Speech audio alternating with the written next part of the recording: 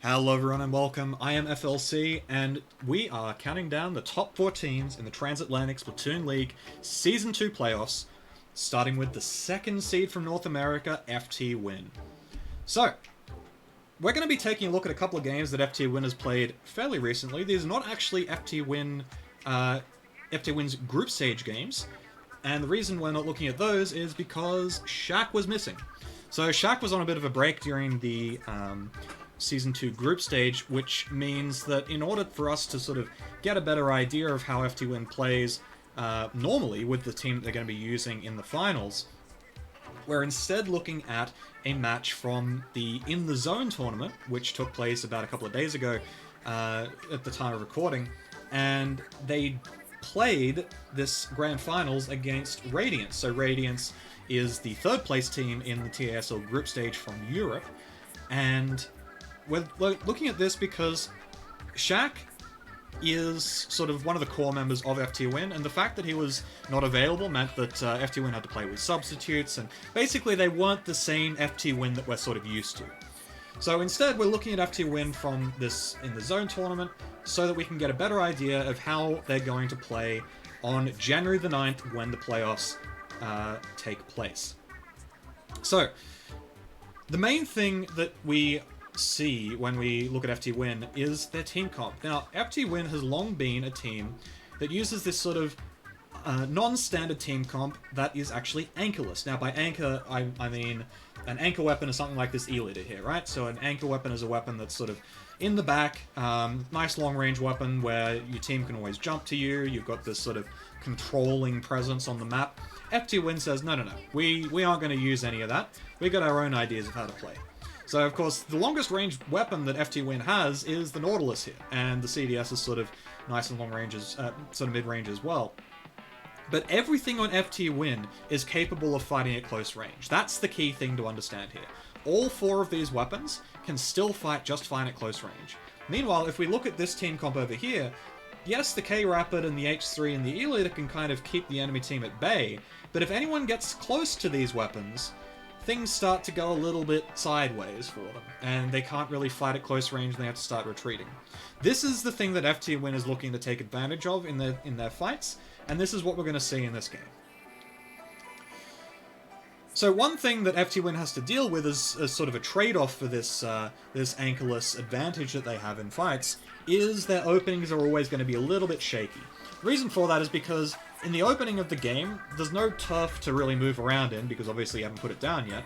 So that means that it's really easy to see where FTWin is trying to come from, and based on that, it's really easy to just keep them locked down with your long-range weapons. So the K-Rapid can just sort of shoot at them, and it's really easy for the E-Leader and the H3 and whatever to sort of space themselves, then Kiva can ambush, and we're going to see a lot of situations, I think, in these finals where FTWin is not necessarily going to have the greatest openings, but then they're going to have to recover, and they're quite good at doing so. So, what we're going to see here is sort of one of the reasons why the anchor side of things tends to work out, right? This is what E-Leaders do on this map, is they'll get themselves into this position here, and as you'll see in a moment when I unpause, they'll be able to hit positions like this. They'll be able to shoot all the way over here, all the way over here. It's really easy for E-Leaders to, and not to mention obviously all this area here, it's really easy for E-Leaders to maintain control of large amounts of the enemy team's base, which means that if the enemy team ever wants to come out of their base, they have to sort of start from all the way back here. And then somehow they have to cover all of this ground in to reach the zone, and that's assuming that during all this time, like, they also have to get splats on the enemy team so that they don't just turn around and get the zone straight back again. Right? And we're going to see a little bit of how that plays out right now. So Biscuit is trying to get in from the top side, as we see here. Gray's able to catch him and take him down. Meanwhile, Hypnos gets a really easy splat on Kyo, and then he's about to also take out Shaq here. So you see Shaq is all the way in the base, and the E-Leader just pops him from his own snipe. This is the controlling element of the E-Leader, but at the same time, what we're going to see here is how FTWin closes the gap and uses the E-Leader's weakness of close-range fighting against it. So right now, it feels really awful for FTWin, right? They're getting shot in their own base, everything's terrible, but FTWin is really good at closing the gap, right? So watch how Biscuit is going to take the attention from Hypnos. Hypnos is going to get a splat bomb thrown into his feet, and from this point forwards, for the rest of this fight, Hypnos is not going to get any chances to actually shoot at FTWin. So all of this control that Hypnos was putting down here has immediately disappeared, all because of one splat bomb, which has come about because Biscuit was able to draw Hypnos' attention, while Kyo got close enough to throw a splat bomb. That splat bomb meant Hypnos is now retreating. He's going to end up back here. He won't be able to actually hit anyone on the top side of the map because this ledge is going to block his way. And then everyone else from FTWin is going to be able to close in, because notice Obito and Gray aren't really close enough to stop the enemy team, to stop FTWin from using the courtyard to get back into the map. So let's watch how this plays out. Biscuit is going to use an Inkjet with an armor to take down Gray. Meanwhile, Shaq and Kyo are moving over to the top side of the map, their right-hand side. And because of the way that Obito and Kiva have sort of committed to this low ground here, Obito tries to wrap around to catch FTWin, but at the same time, he's just putting himself in the close-range fight that FTWin is so antsy for. This is what FTWin wants. This is what their team comp is built around, and so Obito getting caught in this close-range fight is how FTWin is going to pick apart this mid-range to long-range team comp that Radiance is running. And we see here, Radiance has been forced all the way back into their base, and now, while Hypnos is, yes, able to paint the zone from where he's standing, he's not really able to do anything about FTWin if FTWin is, as we see, on the bottom side of the map. There's too much stuff in the way for Hypnos to ever get any clean shots on FTWin as they're currently set up here. Which means that the rest of Radiance now needs to somehow finesse their way onto the zone, while also having to deal with the fact that at some point, they're going to have to come up this sort of ramp here or up this snipe or something and expose themselves to these really short-range angles, right? There could be a tri-slosher sitting here. There isn't, but for all Radiance knows there could be. There could be someone hiding here. There almost always is. There could be someone like Kyo is watching this flank here. And as we see, as Radiance tries to move back in here, FTWin is sort of hiding themselves. It's really difficult for Radiance to find anyone. Gray's trying to throw torpedoes to fish for locations, and he can't find anybody. And now Gray's in, and FTWin pounces. So Gray's activated his baller here, but at the same time, because Kiva is the only person who's really got any kind of close-range presence on Radiance, there's no real way for Hypnos or Kiva, or even really Obito, because he's so close, to actually take out the people who are dogging Gray's baller down. And we see that here, right? Where, yes, Kyo does go down, but Biscuit gets a double kill in response because he's so close to Gray that he can't get his AoE damage on him. And now Biscuit trades with Kiva, but imagine, just for a moment here, let's say that Kiva actually gets a clean pick on Biscuit, a clean splat on Biscuit here. This is the other strength of running an Anchorless team comp, which is that no matter what happens in a fight, FTWin is going to have plenty of people who are going to be able to keep fighting at close range, right? Once they've closed the gap, they have 4 players who are always capable of fighting at close range. Compare that to Radiance. Radiance has a K-Rapid, who really doesn't want to be fought close up, an E-Leader, who really doesn't want to be fought close up, an H3, who kind of can fight close up, but not really, and a T-Tech, who is good at fighting close up, but he's also the only one on the team who is capable of doing so. What this means is that in this mid-range team comp, even though you do get into these situations where, like we saw before, we have this nice setup where the E-Leader is up here and taking shots into the enemy team's base, and there's paint everywhere, and the enemy team is sort of locked in, if the gap is ever closed, which in FTWin's case they are very good at doing so, that's where the weakness, that the strength that was this mid-range team comp becomes fragility and weakness. Now, Hypnos can't come in and assist with this fight. If Kiva had lived, he would be alone, because an E-Leader is not really a weapon that tends to assist. He would get 2v1 by Shaq and Bursty, right? And even before, we can go back a little bit, and we can actually see this previous fight here again, where, as we'll see, Bursty gets taken out really early by Obito and Kiva, as we see right here. But then, Obito finds himself surrounded by effectively 3 people as he rounds this corner here. Kiva, of course, can't be with Obito right now because Kiva is inkjetting, but so is Biscuit. But then Biscuit Biscuit's inkjet recall is not so much of a problem because FTWin has 2 players who are able to immediately turn on Obito. Meanwhile, imagine if, for example, Bursty had been able to live through here. Hypnos isn't about to really assist Kiva with this fight right here. And that's the strength of FTWin's Anchorless team comp. When FTWin fights, they always have the numbers advantage. If they can get close up, all of their fights are going to result in a massive numbers advantage for them because they just have 4 people who can fight at close range at all times. Whereas most other teams give up a player who can fight up at close range for something like a charger.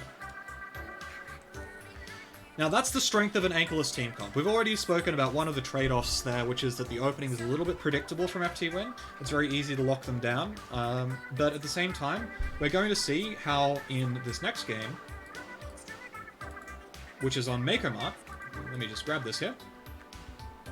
This next game on Mako Mart, we're actually going to see how FTWin recovers from these awkward situations that they sometimes find themselves in at the start of the game, and they will use their ability to immediately pounce on any kind of enemy weakness to steamroll through the map very quickly.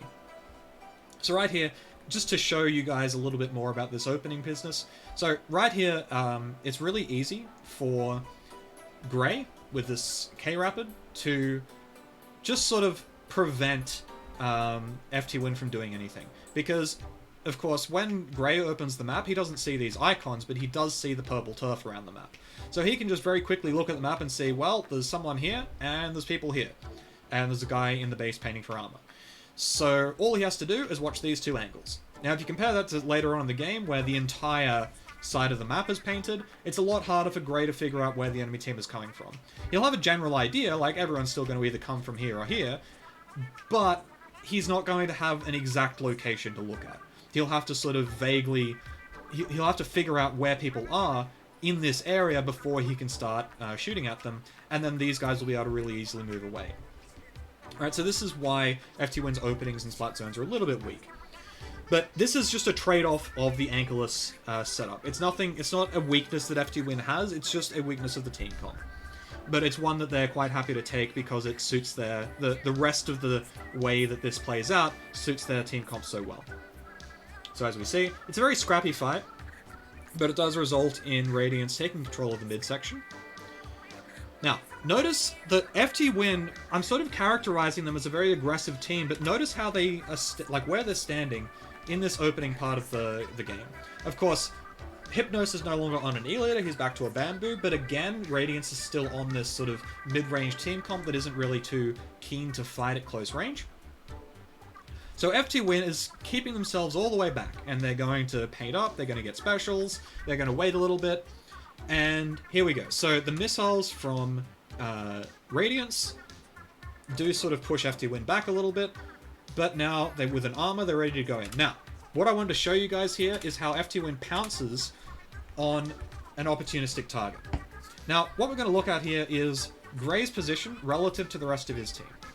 This is something that you can do in your own games where if you kind of have a vague idea of how the enemy team looks, like the shape of the enemy team here, what you'll notice is that Gray is a bit isolated. Hypnos can help him, but Hypnos is also going to be dealing with people coming in through the front. Obito can't really help because if he tries to move up to assist, he's going to put himself next to this purple turf, which is going to be quite threatening. And Kiva is nowhere near Gray. He's on the other side of the map, and there's a bunch of walls between him and Gray, which means that he'd have to either climb those walls, which takes a long time, or he'd have to go around, which also takes a long time. So right now, Gray is very isolated, and he's very easily picked off. Now, if we just imagine this situation but being flipped, where, say, we're using this team comp, this mid-range team comp, and we see a situation like this, most of these weapons aren't really going to run at someone who's isolated like this, right? And this is why the Anchorless team comp from FTWin is so effective. When FTWin spots one of these kinds of situations where someone is isolated and they can sort of surround them and take them out really easily, everyone is going to actually collapse on this person. So that means that when they get this pick, they're also going to immediately have control of this area because they're going to be standing in it. right? Whereas if you get this pick by having a K-Rapid stand up here and shoot this guy, the K-Rapid then needs to move in, which means that this area is actually uncontested for a little bit, or rather this area is neutral and sort of contested for a little bit, as opposed to immediately being in FTWin's control.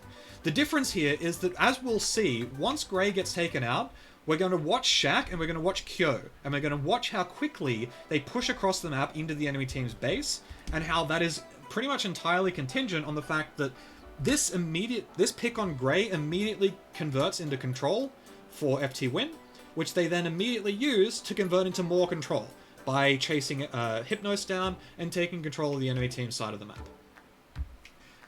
And we see here, Kiva is going to take out Shaq, and we're going to lose Bursty as well to Obito. But at the same time, Kyo's still in the back here, which means that Radiance has to basically reset completely off what was effectively a 5-second push. This all happened in around about 5 seconds because Grey was the person who's getting splattered was the reason why FTWin was able to push, and he's coming out of his base looking at one of the people who was over here when he got picked off. Kyo basically just crossed the map all in one go. This is something that these kinds of team comps, these mid-range team comps, are nowhere near as effective at doing. And this is the key thing for FTWin. This ability to, as we see Kyo just get on top of these mid-range weapons as they're trying to come in and take the zone back, this is what FTWin is best at. These kinds of situations where the enemy team is a little bit overextended, or not even overextended, just a little bit isolated, and they can pounce on these players so quickly. We're going to see this again here. So we're going to again watch Grey. Grey is going to hop onto this block. He's going to have Baller, and he's going to try to disengage and move around to join up with Kiva. Just watch what happens when Grey moves along this line here. Just watch. We're going to be watching FTWin. So Grey is currently trying to get a little bit of turf. He gets his Baller, he jumps down, and look at FTWin. All four of them, well, it's only three because Biscuit's in an Inkjet, all of them immediately converge on Grey. And even though he has a Baller when he gets splattered here, he immediately goes down. He doesn't even have a chance to pop his Baller. And not only that, because this was so quick, Kiva and Obito were still back here trying to use their specials. Obito's just popped armor, Kiva's just used missiles, Hypnos is trying to build his own missiles. All of this happens so quickly that this whole 4 special set play can't even finish by the time Grey gets taken out. And FTWin, meanwhile, retreats, and there's no chance for a follow-up trade from Radiance. So that entire 4 special set play to retake the zone gets stuffed just because FTWin is so quick at taking out Grey. And now we see, as this game kind of winds down, Kyo's able to keep Kiva at bay here, and meanwhile the rest of the team, it's really easy to keep the zone painted when you've got a numbers advantage like this. And this is what FTWin is good at. This is FTWin's playstyle in a nutshell. This Anchorless team comp that's very opportunistic and very aggressive, but not in a way that they throw games because of it. Anyway, this has been FTWin. We're going to keep going and take a look at Rift next time. But for now, thanks for watching, and we'll see you at the finals.